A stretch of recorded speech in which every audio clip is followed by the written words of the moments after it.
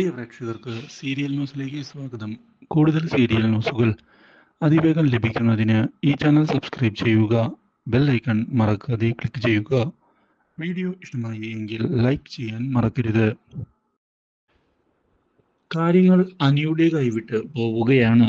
അനി ഇനിയും ഇതുപോലുള്ള കാര്യങ്ങൾ മുന്നിലേക്ക് കൊണ്ടുപോകേണ്ടതില്ല എന്ന് ഉറപ്പിക്കുകയും ഡിവോഴ്സിനുള്ള തീരുമാനത്തിൽ ഉറച്ചു നിൽക്കുകയും ചെയ്യുന്നു.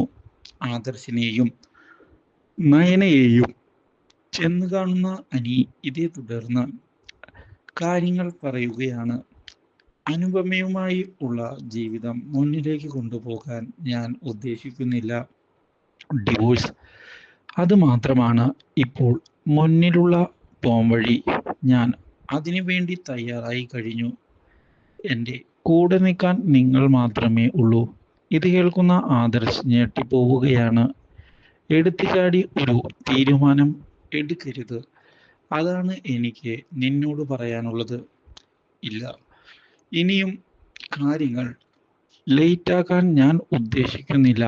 അതുകൊണ്ടാണ് ഞാൻ എൻ്റെ തീരുമാനം അറിയിക്കുന്നത്. എനിക്ക് അനുവുമായി ഒന്നിച്ച് മുന്നിലേക്ക് പോകാൻ സാധിക്കുകയില്ല. ഇത് കാണുന്ന നയന നന്ദുവുമായുള്ള ജീവിതം ആഗ്രഹിച്ചുകൊണ്ട് ഇങ്ങനെ ചെയ്യേണ്ടതില്ല അനി.